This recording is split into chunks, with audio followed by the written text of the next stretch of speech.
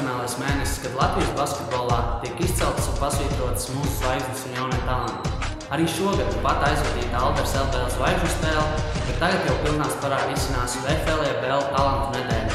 1. martā gaidāms talantu nedēļas kulminācijas pasākums, jeb talantu spēle, kurā savā starpā sacenšas divas komandas.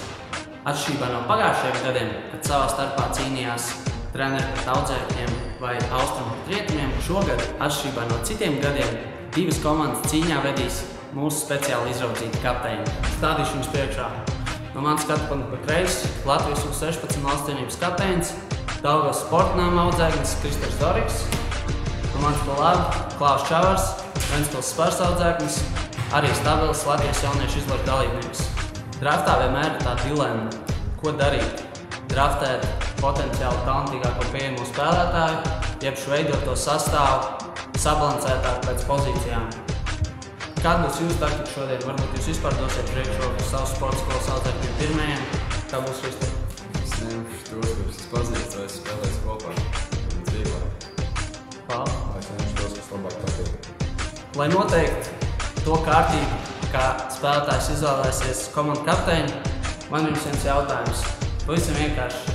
Klau, tev ir jānoprognozē, jeb jāuzmin, kāda statistika šo sezonu ir Kristeram Dorikam gūties punktos vidēji spēlē. Kāds 23. Ok, Krister, tas tāds par Klau. 18. Kristers ir uzvarējis Klauam 14,3 punktu vidēji spēlē, Kristeram savukārt 16,5. Pirms mēs sākam pašu draftu, ieskicējuši nedaudz to sistēmu, pēc kā mēs iesim. Kristers tātad izvēlēsies pirmais, viņam tas gods izvēlēties vienu spēlētāju. Pēc tam Klaus savukārt izvēlās divus. Tad attiecīgi abi spēlētāji, katrs pamīšs izvēlas par diviem spēlētājiem, līdz komandas ir nokomplektēts.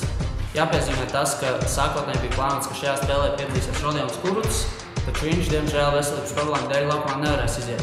Tomēr jebkurā gadījumā viņš spēlē būs klāt un pievienosies komandai kā pēdējais spēlētājs, tātad pēdējā drafta izvēle. Man Kristereiz iet tev pirmā izvēle, svarīgākā izvēle.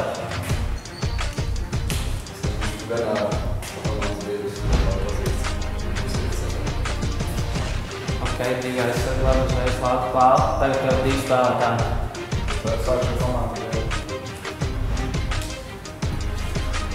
Arturs Grīnbergs. Es ar Valēniju? Jā, protams, jā, katram pa divi. Jā, es neņemšu Valēniju. Kāpēc Raula? Vai kāds brīdienis? Labi, Krister, tagad tev arī divi spēlētāji.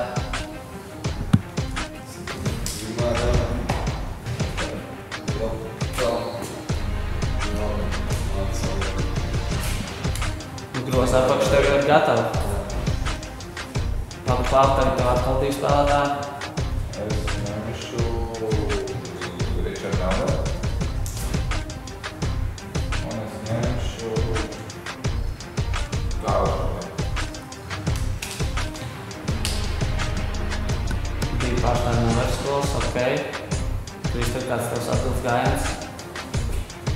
Es manām Gālu, līdz Gālu. Un tev otrā izvēle? Mēs kaut 3 minūtes aizvēlēties. Ok, tātad jūs esat nokomplektējuši savus pamatsastāvus, kā varētu raksturot, kur jums varbūt stiprās puses groza apakš vai sabalansēts? Mums nav vajag puses. Labi. Mums vajag puses tikai nominēties. Ok, labi. Tagad Klau, tev divas izvēles. Rezervisti. Redzēties. Apmēram kādiem komandu bija paskatījumā. Un mums ir jābrāk.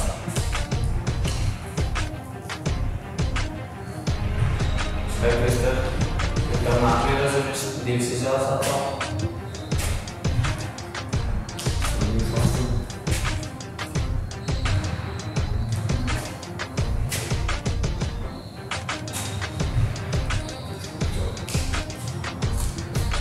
Kāpēc, teiksim, vienu saldinieku mums otrs skaties, tu varbūt būtu man pirmā gribētu, tad tomēr es nosaucies pa labu prosim, kāpēc tā? Pārdomāju. Ir savu taktiku. Ok, Klau, tās ir savas divas. Paņemšu no vien gadu.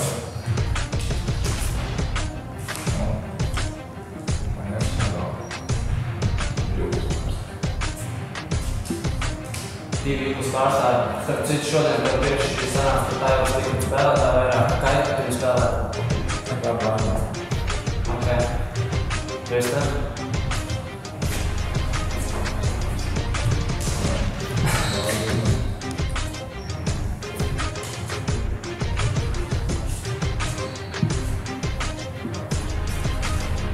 Un Mārcis sasaukt ķēruši. Ok, katru 4-5 rezervis tiek no vienas un pēdējiem izvēlēm.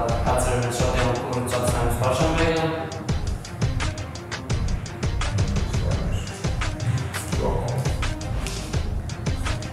Ervīns Ivanovics, Valmiera.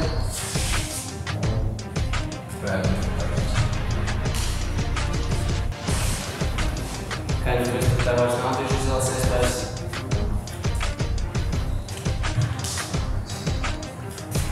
Edis Tieviņš, Renārs Ceviņš. Kāds komentārs par šiem tiem klubiem?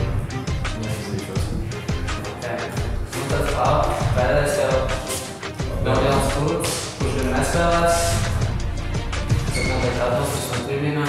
Nu, paskatoties uz savām komandām, ko jūs varat teikt? Kas uzvarēs? Pats galvenais jautājums. Nē?